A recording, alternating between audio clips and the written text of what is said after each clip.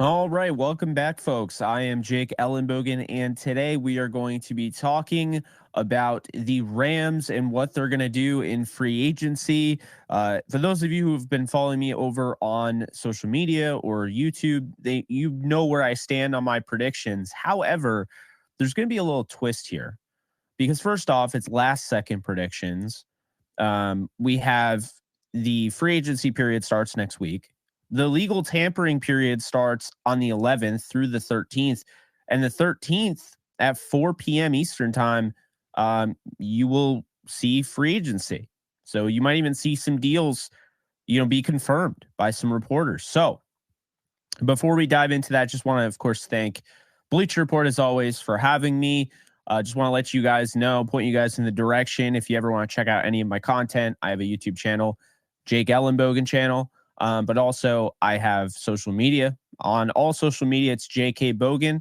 Easy enough. So let's dive in. So as you can see here, we're sticking with Spotrac this time. I felt like last time it was really simple. So we're going to stick with it again. Look at the Rams salary cap. My face is in the way currently, but they have us at $43.6 million. Keep in mind, top 51. This is all that matters right now until the season starts. Then this number is what is going to be important. But right now, this is the number you want to focus on. The calculated market values are as followed. They have Dotson at $16.5 million per year and Ahkello Witherspoon at $10.3 million. So we're going to manage the roster. And, I think this is the best way to go about predicting. First off, I think this is a no-brainer. Stafford is getting restructured. We'll put the Rams at $62.6 million. Now, keep in mind, this is important because the Rams are going to be here at $62.6 million, but they also have to pay about $11 million projected for their draft, their draft class, right? So effective cap space, which you've probably heard before, would be around $50 million. So keep that in mind. This doesn't take, care of that. So we move down here.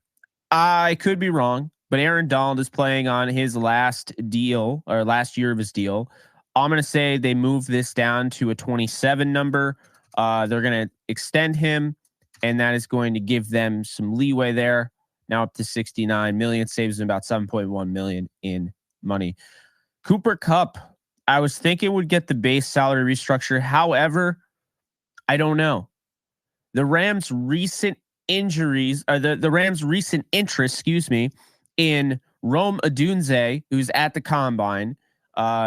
They met with him, they interviewed him, and now the latest on being interested in Mike Evans, I don't know. So I'm going to hold off on that one there.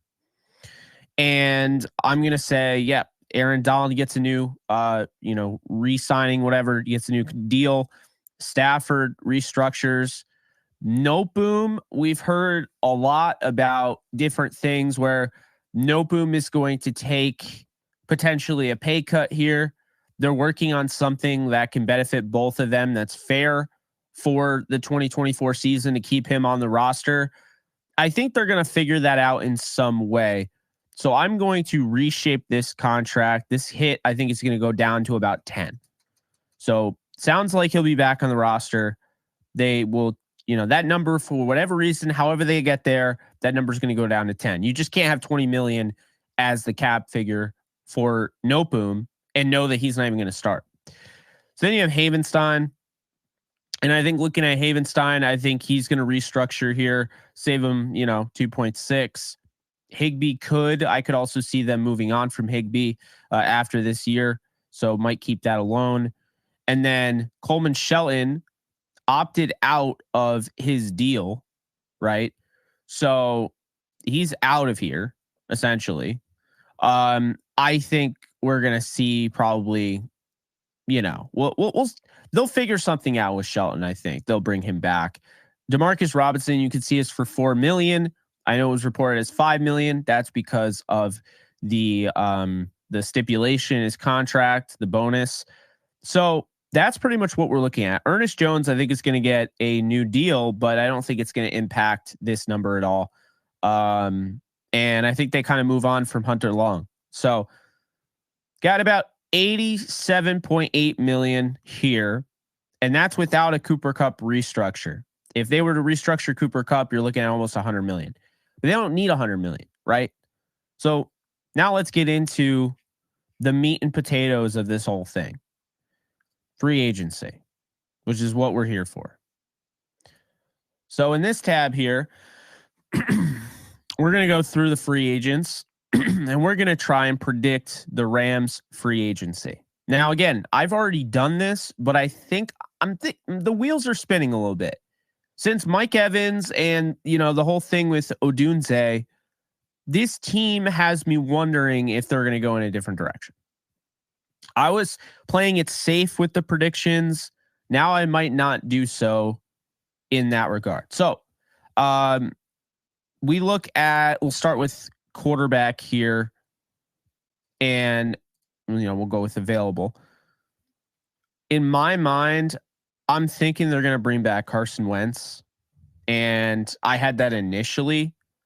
I feel really good about them bringing back Carson Wentz. Now there's a chance that he could go and get a job to actually compete for a starting role, and that's certainly possible. I got them paying him $6 million. I mean, I think that's kind of the asking price. Backup quarterbacks, I mean, they're going to get paid because last year we saw how many went down. They are going to get paid. So about $6 million to Wentz will be his cap figure. Maybe it'll be less than that, but that's just kind of giving us a rough guesstimate there. Next up on the roster here, we're going to say that Kevin Dotson will be back, and he's going to take a deal very similar to Elton Jenkins. He had a similar structure. So his first year cap hit is going to be $9 million. So that's all you're going to see here. It's going to be about I think it'll be around a 17 million average annual value. But again, this is just cap figure. You have to understand these numbers don't have to 100% be an exact, split and have it be exactly 17 million each year. There are ways to get around that. I think the Rams are going to do that. So now you still have 72 million, and you brought back Dotson, you brought back Wentz. So far free agency looks pretty good. I also think they're going to bring back Akella Witherspoon. Now I initially said 2 years, 20 million with a 10 million average annual value. I'm thinking right now, originally his cap hit would be 7.5 million. I'm going to say it goes all the way down to 6 million. And I think they're going to get him at 2 years, $16.5 million. So I think Akello comes back. He's your number one corner. You bring back Dotson. He's your guard. You bring back Wentz. He's your backup quarterback. And so now you bring back Coleman Shelton, who is going to, I think he's just going to take a 1-year deal. And I could absolutely be wrong. Could be 2. But the point I'm making here, the most important part about this, and I don't even see him.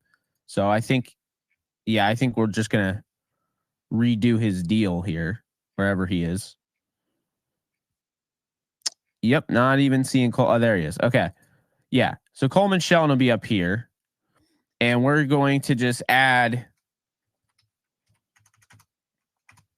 to his contract there. We'll say that's a 2-year, $10 million deal. So he got his money. And now you got your center, you got your guard, your offensive line's figured out. Alec Jackson is a restricted free agent.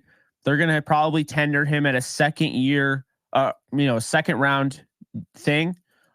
With that said, I know the exact value of that is 4.8 million. So that's putting you right now at, so now you have 4.8 million. So Rams are looking at 57.7 million to spend. This is where it gets interesting. Okay. Still have some guys here that they could be interested in. We're not going to have everybody on here. I could see them bringing back Michael Hoyt. I could see them bringing back Roseboom on cheaper deals. Roseboom, they're not going to tender. I could see them bringing back Jonah Williams. We're not going to go through every single player. We're going through key contributors, like starters that we expect to be starters this year. So with that said, I'm thinking we're going to look at the rest of free agency. So we got quarterback taken care of, running back. I don't think they're going to go and get a running back. I don't think they're going to get a backup running back for Kyron Williams. If they did, I think it'd make a lot of sense to go after like a Zach Moss or, I don't see him anywhere here, but AJ. Oh, there's AJ Dillon. So one of those guys would make a lot of sense. You look at AJ Dillon's market value here, and I guess this isn't working. AJ Dillon's market value is around for 4 years. So two years, $4 million. I like that. But I don't think they're going to go with a running back. However, I'm starting to think they might go with a receiver. Now let's talk about this because this is important here. The reason I think this is because first off, Cooper Kupp has had a hard time staying healthy. He's had a hard time staying healthy throughout his career. So not just because he's gotten older. So it could be a lot worse. I think the thing that will keep Cooper Kupp the healthiest is moving him inside as a, de facto slot receiver, and only that, right? Because you're not dealing with all the punching and the physicality as much being pressed on the outside. Now, my feeling is that they love Cooper Kupp and they don't want to see him go, but they also loved Robert Woods and didn't want to see him go. And my feeling is that Cooper Kupp is going to have a really good year and he is going to stay somewhat healthy, but it doesn't hurt to be, ready for the worst. It definitely doesn't. We saw last year, Puka Nacua ascended to the number 1 wide receiver status. Cooper Kupp still has years left in the tank. He had, I think, 400-yard games last year. So he's still himself. He's just he was very injured last year. So if he could stay healthy, he's going to be really darn good. Plus, you got Demarcus Robinson for $4 million. So now you have him. You got Tutu Atwell, who I'm starting to feel like they're going to trade. You got Ben Skoranek. These guys are, in their final year of their contract, right? Cooper Kupp can't stay healthy or hasn't been able to stay healthy. So Puka Nacua is the only one that you feel really rock solid about. Demarcus Robinson signed a 1-year deal. Is he going to sign another one or is this his last year? Who knows? So it brings you to the point of, man, could they really go after another wide receiver? And the Rome Odunze interview was interesting because there was only like 5 teams that interviewed him. But then the Mike Evans stuff comes out, and Mike Evans signed with the Bucks. In case you didn't know, I think it's $23 million a year for 2 years. And the Rams are interested in Mike Evans. So initially, when I had predicted where they would go, I had predicted, their free agency. I thought I was going to go more realistic, laid back, conservative approach, right? However, something tells me, and I've pointed this out before, they do something weird every year to shake up the offense, keeps defense on their toes. So right now, the 2 expected, top receivers on the market, Michael Pittman Jr., who Chris Ballard, general manager of the Colts, basically said he will be playing for the Colts in 2024. So he's probably getting the tag. Calvin Ridley is going to be the number 1 receiver available. That's why he is on the cover and he's in the thumbnail for this video. Now, Calvin Ridley, 1,000 yards, 76 catches, 8 touchdowns. Not bad coming off an entire year off because of the suspension. Here's the weird factor is this. He's not getting tagged because they have to tag Josh Allen, the pass rusher. And he's not getting signed, I don't think, because I don't think they want to give away their 2nd-round pick to sign him. That's part of the deal stipulation. The Falcons would literally get a 2nd-round pick if the Jaguars re-signed Ridley. So Ridley, I think, is going to be available. And I think the Rams, looking at speed, I think they're very interested in the speed factor. I think Calvin Ridley could be an option. Now, would everyone want Calvin Ridley? I don't know. Gabe Davis could also be an option. 7 touchdowns, 746 yards, 45 receptions. Still wicked young. Here's the fact is this. You have to be aware that because Mike Evans is already off the board, right? And T. Higgins has been tagged, and you can expect Michael Pittman to be back with the Colts. That leaves Calvin Ridley and Gabe Davis as the top 2 free agent wide receivers. And the reason I bring that up is because if the Rams are looking at potentially getting a wide receiver via the draft, and they really like Rome Odunze, they're picking at 19. They're going to have to trade up a while. And I think we're going to see a crazy run on wide receivers in the first round based on this market. And so with that said, it makes you wonder if the Rams would consider just throwing the bag at Calvin Ridley, because now you have that insurance for Cooper Kupp. So you pay Calvin Ridley and he can play on the outside, and you know he can play on the outside. He can win on the outside, so forth. Him, Puka Nacua, and then Cooper Kupp in the slot. Then you have Demarcus Robinson, and if they keep Tutu Atwell, that's an incredible 5 wide receiver room, right? That's incredible.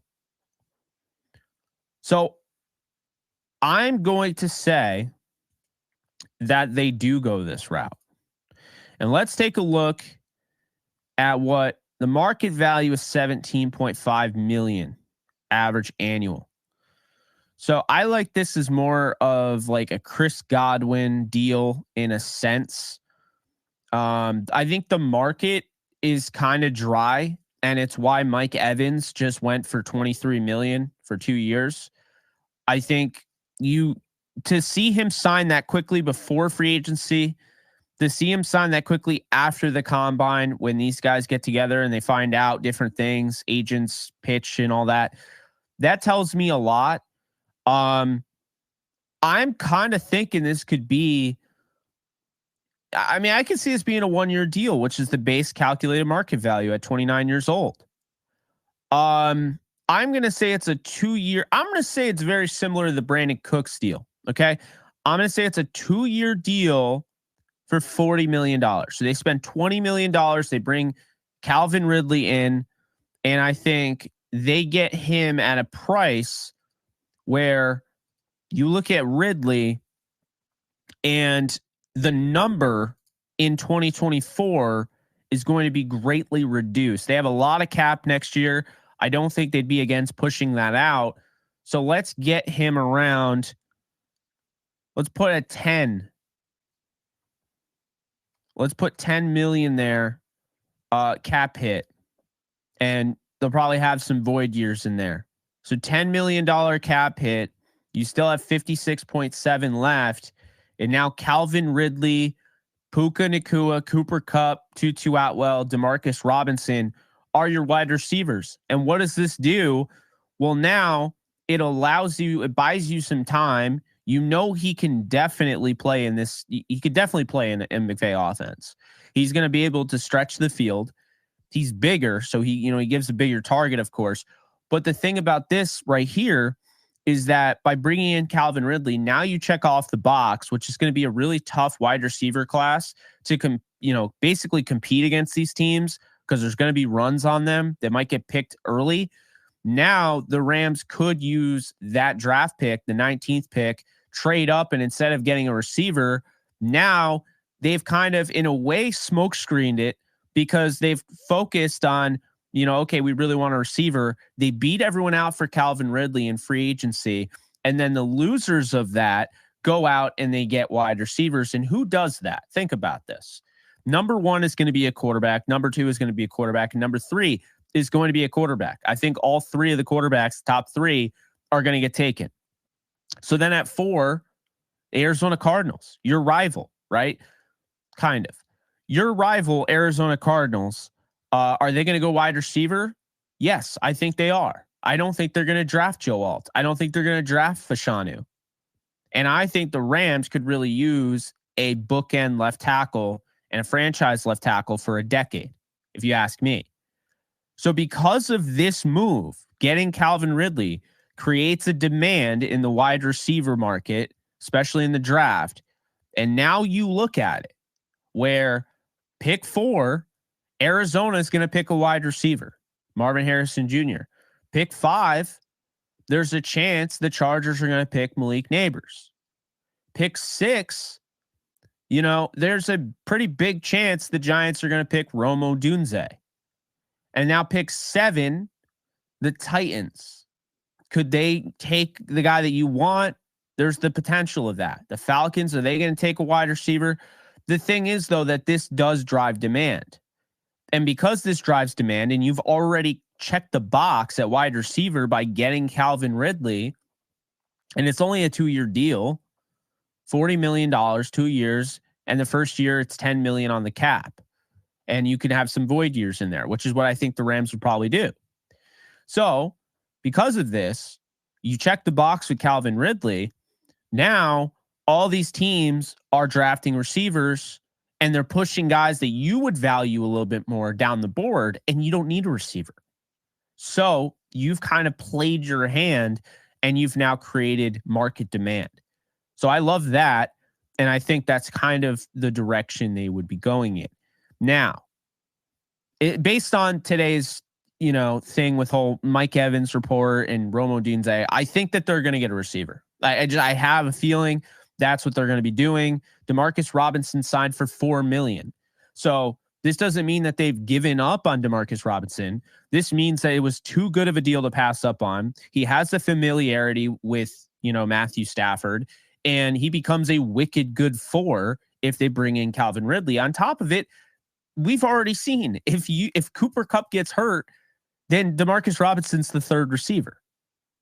So you have to be aware of that. So anyway, I think that's what's going to happen there. And I feel very good about this prediction. Okay.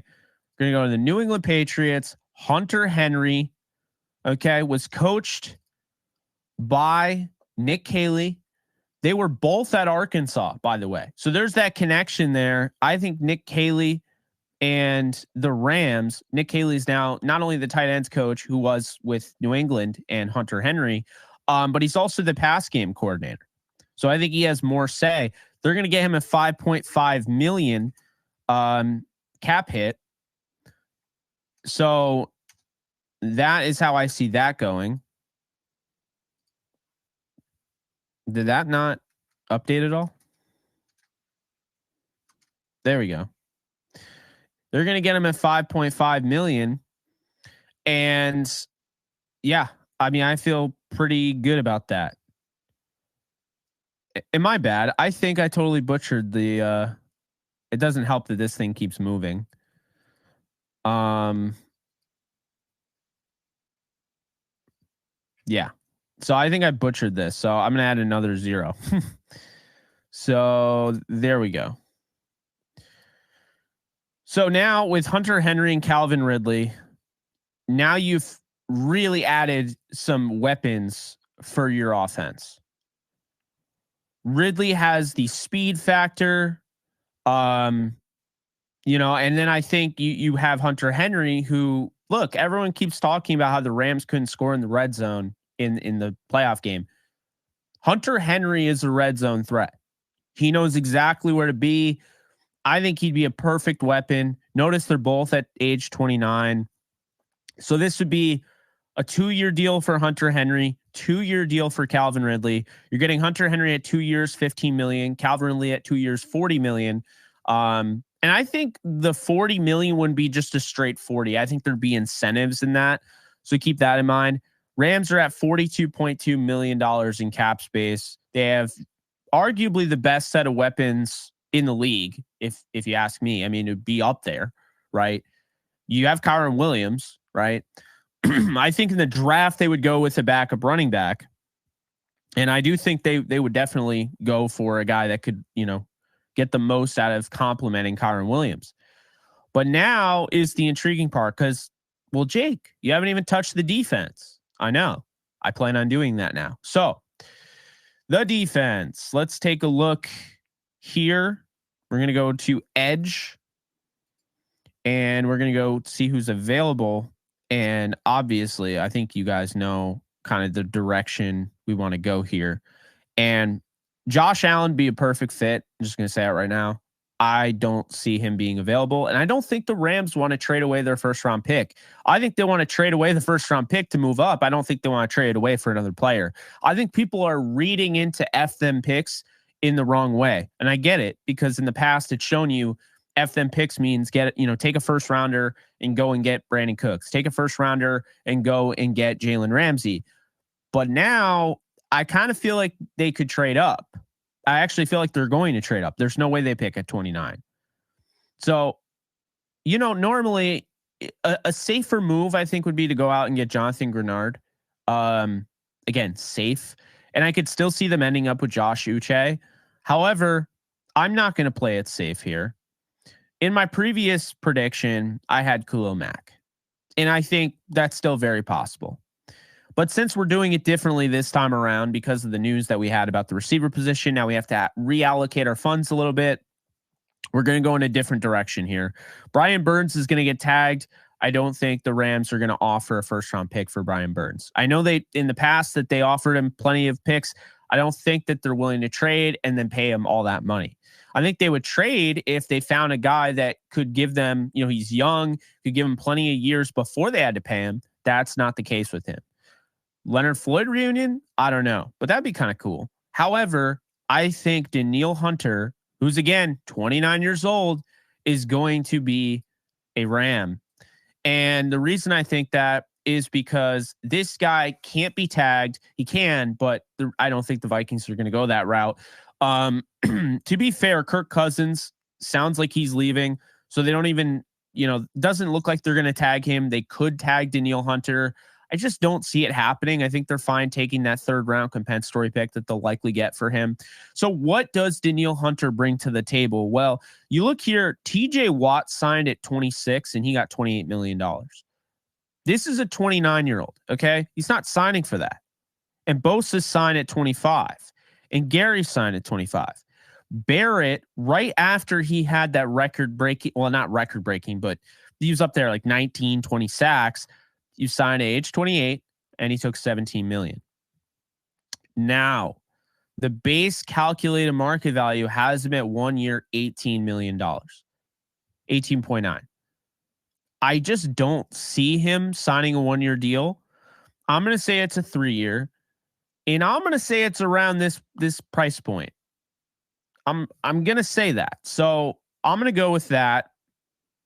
And they'll have fun with the cap hits. Again, he's going to be 30 by the end of this season. So I'm going to say that the Rams decide to bring in Danielle Hunter. And now, if we can find him.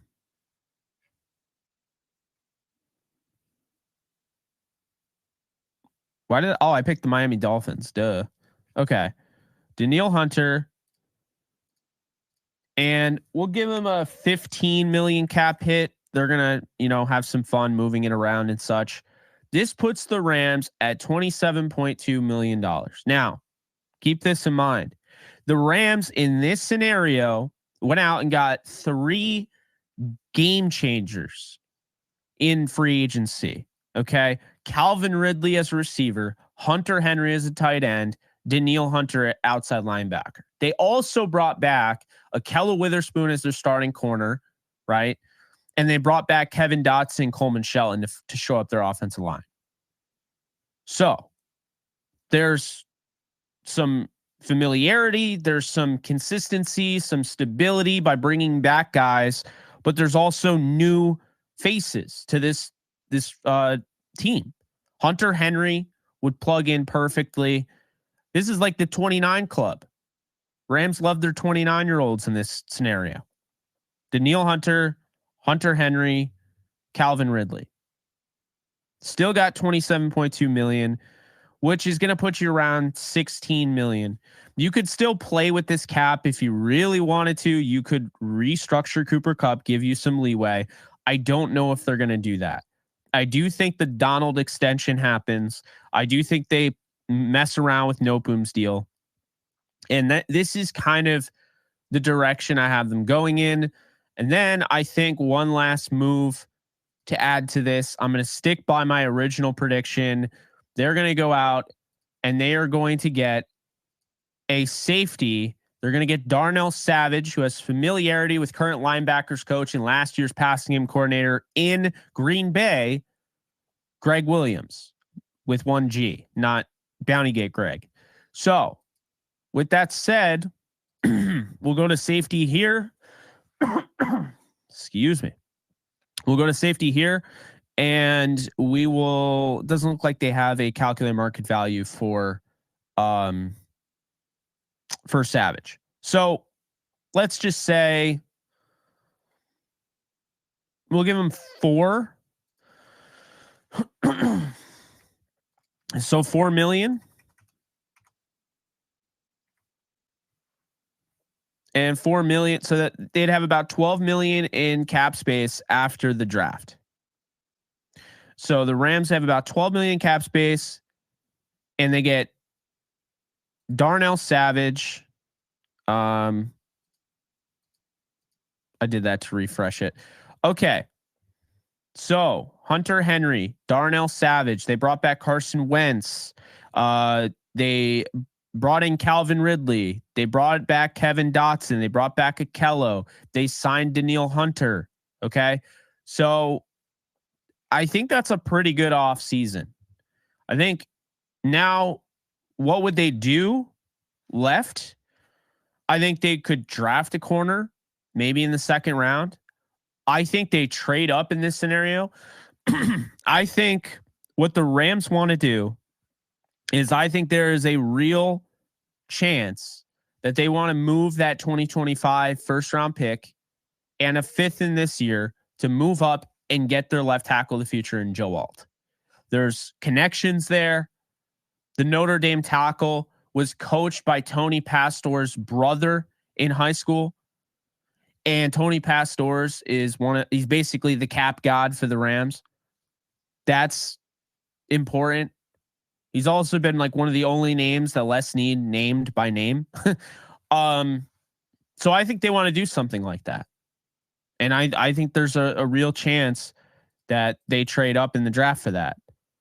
And another thing is that I look at the Chargers, and the Chargers have that 5th pick, and I could see the Rams moving up to that 5th pick and doing it. So I'm gonna say that right now. I'm gonna say the Rams trade up. They get Joe Alt, and they bring these guys in horns. And the following, in case you missed it: Calvin Ridley, wide receiver; Danielle Hunter, edge; and of course, tight end Hunter Henry; and safety Darnell Savage. They do that, and then they re-sign Kevin Dotson, Akello, Carson Wentz, Coleman Shelton. Who's beating this team? Like, for real. I think, obviously they'll still have to look at corner, right? They'll still have to make an adjustment. I don't think they're going to do anything at linebacker, although I'd love to see them bring in Blake Cashman. But with another draft, because in that scenario of trading up, you wouldn't have to move any of those picks. You would just move a 5th and you move a next year's 1st. So, and that's to move up, say with the Chargers, move up 14 spots. That's not even as many spots as the Chiefs moved up to get Patrick Mahomes in the 2017 draft. So, yeah, those are my thoughts. I'm really curious what you guys think. Definitely let me know. Comment section. You can at me at JK Bogan. Just let me know what you guys think, because I feel really good about this new prediction.